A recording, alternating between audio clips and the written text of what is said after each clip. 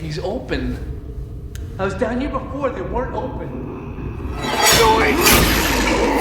God! I hate it when they do that!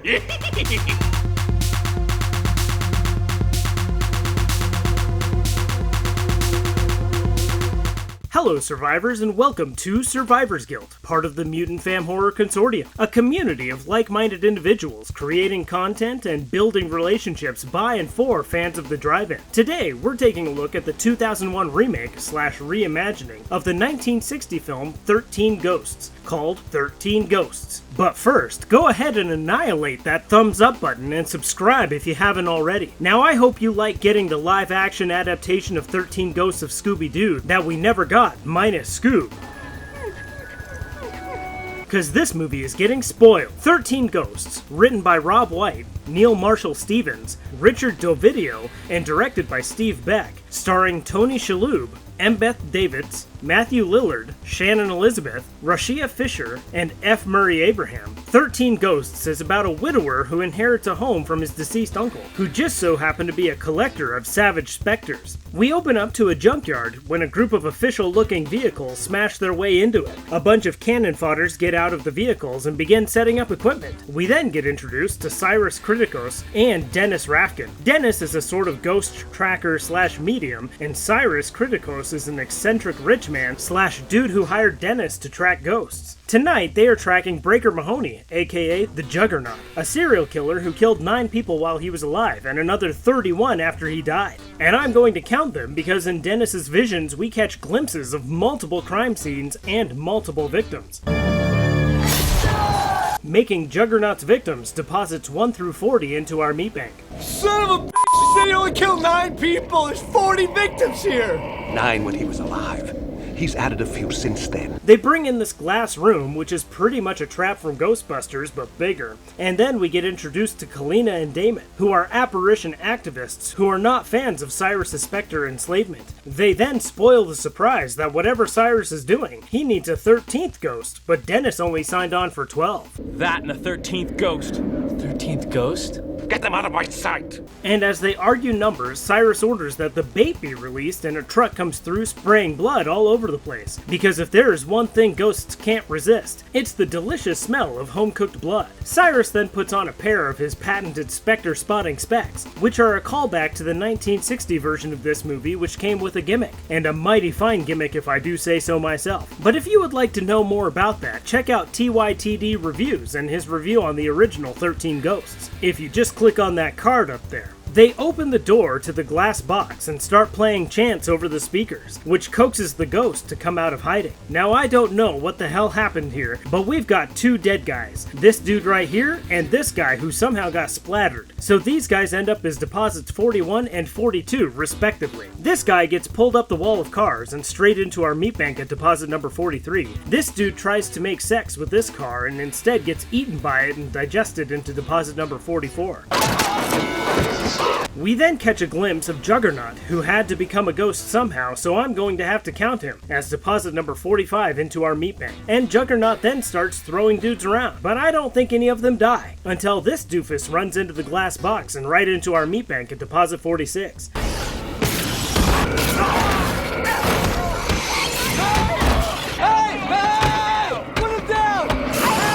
Dennis hears Kalina screaming and heads over to see what's up, and finds out that Damon has passed right into our meat bank at deposit number 47, and then discovers that Cyrus has found himself deposited into our meat bank as well, but there must be some mistake, so we'll keep an eye on that one. We then get introduced to the opening credits and Bobby and Kathy Kritikos, the son and daughter of Arthur and Jean Kritikos. Arthur is the nephew of Cyrus, and the opening credits give us a creative exposition of how Jean died, taking us from their beautiful suburban home to a less than stellar downtown apartment. Hey, no judgment here. And we learn in this scene that Jean died in a fire, and now the family has fallen on hard times, which means that Jean lands as deposit number 48 into our meat bank. Kathy lets her dad know that breakfast is ready while Bobby records the first podcast ever. Today on Death in America, cancer rates are down, but suicide is sky high. We then get introduced to Maggie, who is like a live-in nanny. And while Arthur and Kathy make fun of Maggie for not cooking, a mystery dude in the hallway gets stuck in a time warp. And then this family defends what I do. Keeping a record of death is healthy? Kathy, keeping a record of deaths is helping, yeah. Hell yeah, family! And I hope you all die in this movie. That way I can keep a record of your deaths. Finally, that slow-mo guy knocks on the door and he turns out to be Ben Moss, Cyrus's lawyer. Ben Moss sits down and opens up his laptop and listens to this family of stand-up comedians. We have an Uncle Cyrus? Had. He wasn't too popular. My dad said he squandered the family fortune. We have a family fortune? Well, no, Cyrus squandered it. Hey, Bobby, isn't that great? You got a late uncle. What is he late for? His next birthday. Before finally playing a video from Cyrus. He lets them know that they are his sole beneficiaries and that they've inherited his house. And while they trek out to their new house, we cut over to Kalina, who's preparing for something. Cut over to Cyrus's house, where they meet an electrician who looks damn familiar. He claims that the house is knocking out the power for the whole area and needs to get in there and check on the breakers. They use the key to unlock the door and fire up the house, I guess? The group enters the house very much in awe of its beauty and the neat artifacts that are included with it, while the power guy searches for a way into the basement. And while Arthur goes to sign the papers with Ben, the electrician finds the basement and seems to be suffering from a migraine. The electrician has some of those cool specter spotting specs and puts them on, and ends up seeing some of the ghosts that are included in the house, whom we'll count as we see. So here we have the Torn Prince landing in as deposit number 49, followed by the Pilgrimess at deposit number 50, the Great Child at 51, and the Dire Mother at number 52. Then we get the Hammer at deposit number 53 and the Jackal at deposit number 54 into our meat bank. And that means that we still have 6 more to see. Cut back over to Arthur, who is about to sign the papers when the electrician interrupts to warn him about the mean ghost infestation he's got going on. And he drops a twist on us, revealing that the power guy has been Dennis Rafkin the entire time. There's nothing wrong with the breakers. I'm not the power guy. My name is Dennis Rafkin. You're Dennis Rafkin? Who's Dennis Rafkin? I really should have seen that coming. He spills the beans on what he used to do for Cyrus and tries his best not to sound like an insane person, while Kathy picks a room. Ben Moss tries to paint Dennis as a loon, and Dennis doesn't do himself a ton of favors to appear otherwise. Some rich guy passes away, and then all the nuts come out. Next thing you know, he'll be claiming that Cyrus owed him money, or... He did owe me money. He owed me a load of money. But when Dennis goes to leave, he is struck by another vision, and when Arthur goes to help him, Dennis sees visions of his burned up wife. When Dennis puts himself back together, he and Arthur realize that in all the commotion, Ben has slipped out of the room. And we find out that these specs aren't just good for seeing spirits, they're also good for seeing spells. And it's through Ben's perspective that we see a few more uncounted ghosts, starting with the firstborn son at deposit number 55, followed by the angry princess at deposit number 56. He presses a secret button, allowing him to go deeper into the house's mechanics, and grabs a suitcase full of money. Unfortunately for him, that suitcase was sitting on a trigger that turns on another mechanism in the house, causing it to shift occasionally, and to lock up on the outside. But at least he has his money. But when he attempts to leave, he is stopped dead in his tracks when he runs into the angry princess. And then 2 glass panels cut him apart when they come together, in what is arguably the most fantastic kill of the movie, landing Ben Moss as deposit number 56.5 and 57. Hey, you get half now, and then you get the other half when you get on the other side of that door, capiche? Cut over to Arthur, who has finally found Kathy, and then Maggie finds them. But if they're here, who's gonna find Bobby? Cut over to Bobby, who's scootering all over the place when a door to the basement opens up and something beckons Bobby to come down. Come on down and play. Stay upstairs. We cut back over to the rest of the family, who are just now discovering that they won't be able to leave, and Maggie unknowingly makes a great pun.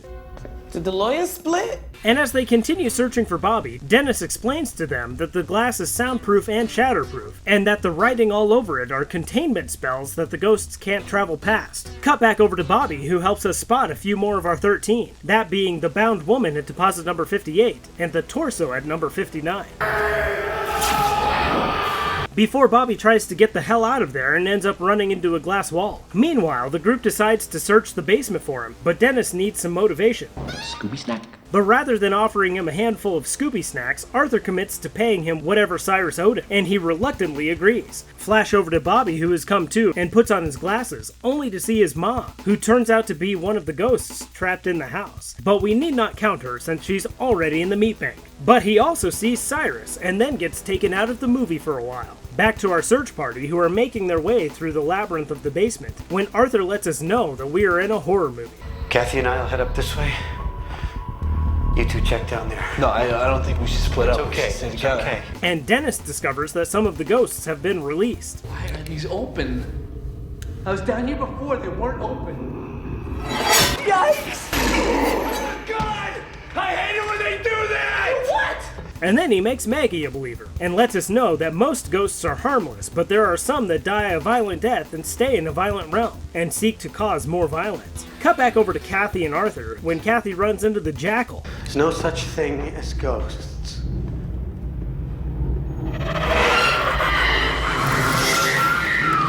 Who drags her down the hallway and then up the wall, slashing her as he goes. But just in time, Kalina shows up with her quicksilver flares that she uses to get the jackal to drop Kathy, and they attempt to drag her to safety, with the jackal in tow, who gets stopped when a glass panel slides between them, which gives Kalina an opportunity to explain who she is. My name's Kalina Orexia. I'm in the spirit reclamation business. What? I free trapped souls. And she then converts Arthur. She then explains that this house is not a home, but is actually a machine built by a 15th century astrologer by the name of Basilius, which he built while he was possessed by a demon. Seems legit. And then she gives us the Cliff Note version. We're in the middle of a machine designed by the devil and powered by the dead. And while they were talking, Kathy disappeared, so now they have to help him find both of his kids. And she decides that they should head to the library since it has the most spell protection. The two groups run back into each other when they pull Arthur through the door, narrowly missing his death by the hammer. And they continue heading to the library. Dennis asks a good question. How do you lose an entire family in a glass house? And then Arthur gets attacked. But Dennis uses one of those flares to chase the jackal away, and then they retreat to the library before the bound woman gets them. And while Kalina and Dennis are playing the blame game, Start with this is all your goddamn fault! Kalina spills the beans, letting Arthur know that the fourth ghost is his dead wife. Talk about toasted.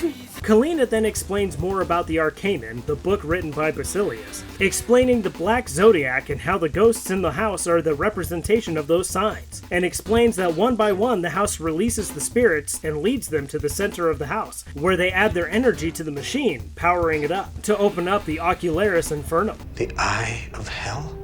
And that the machine only needs 12, but the 13th ghost is a failsafe, but must be a sacrifice of life, a willing sacrifice, which means that Arthur is the 13th ghost, as the house is guiding him to sacrifice himself for his family.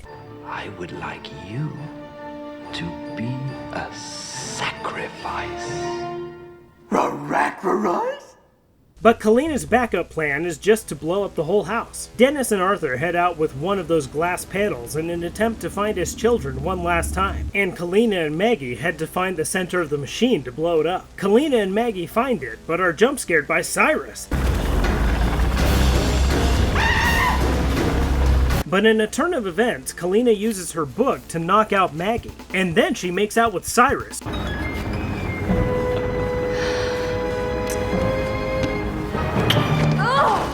who never actually die. Now you guys know that I really hate making withdrawals, so what I did was not count him to begin with, because I really didn't want to ruin the surprise. But in reality, Jean, Arthur's wife, was actually deposit number 48. It was probably not the cleanest way to do this, but it got us here. At this point, we find out that Kalina has been working for Cyrus for a long time, and she is actually the one who killed Damon at the junkyard. We cut back over to Dennis and Arthur when Dennis tucks Arthur behind the glass panel to protect him from the hammer coming down. But as Dennis dodges the hammer's blows, he notices that the Juggernaut just got released from his cage. Yikes! And the two super ghosts take the opportunity to team up and deposit Shaggy into our meat bank at deposit number 60.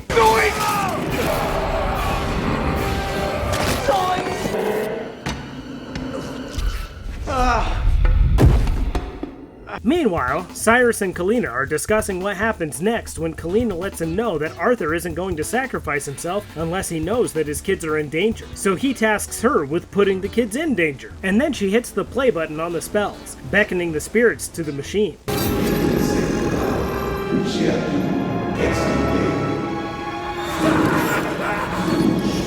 The two of them then head out, but Cyrus sends Kalina back for the book, but presses a lever trapping her behind him, before she gets crushed by the glass panels. requires... pressing her into our meat bank at deposit number 61. Unfortunately, she died before she could see the dangerous situation she put the children in come to fruition. But Arthur does see it, and then he sees the ghosts surrounding it, and then he sees his Uncle Cyrus. And after a bit, he realizes that Cyrus is not actually dead. He charges at Cyrus. Son of a bitch! Release my kid, you bastard! And they throw fists at each other before Cyrus gets the upper hand and lets Arthur know that he must become the 13th ghost because the machine requires a ghost created by a sacrifice of pure love. But just then, Maggie starts messing with the audio equipment that is playing the spells,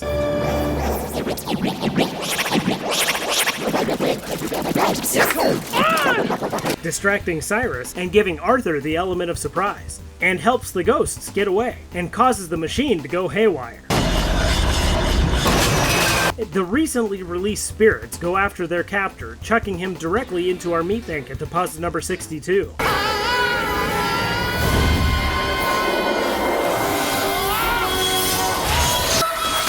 Dennis shows up to Arthur as a ghost. Like I'm right here, man! It's not over yet. To encourage him to save his kids, while the machine down below is falling to pieces and destroying the house. He times his jump perfect and lands on the platform, and the three of them bear down while everything explodes.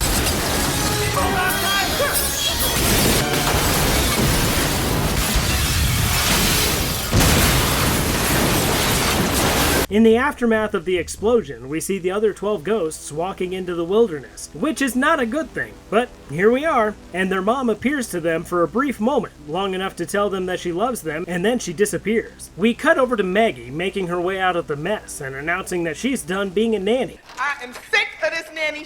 I've had it. This was not in the job description. I quit!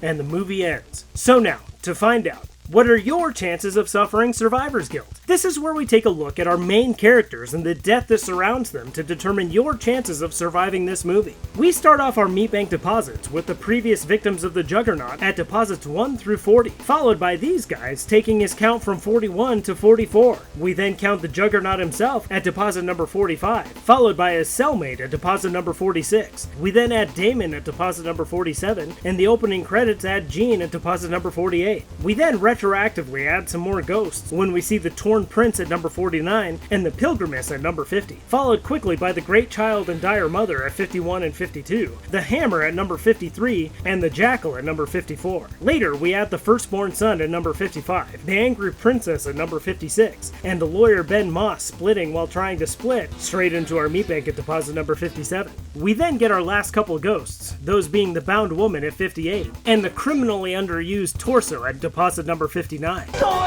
We then get Dennis Shaggy Rafkin hitting our meat bank at deposit number 60, and then Kalina crushing her way into our meat bank at deposit 61. And finally, wrapping up our meat bank deposits is Cyrus, getting chopped up by his own machine at deposit number 62. Now let's take a look at our survivors. We've got Arthur, Kathy, Maggie, and Bobby, which means that out of a total of 66 characters, only 4 survive, giving you a 6.06% chance of surviving this movie. Given those odds, how would Cyrus tempt you into making the ultimate sacrifice, making you the 13th ghost? Let me know in the comments below. And if this is your first time on my channel, subscribe and check out some of my other videos. And if you liked this one, definitely check out the one on Ghost Ship. And don't forget to check out my buddy TYTD and his review of the 1960 version of 13 Ghosts.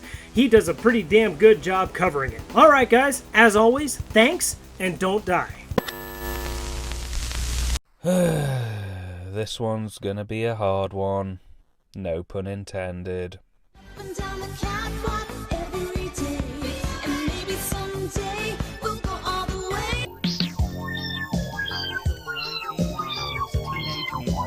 Turtles movie. A sequel was all but inevitable, really.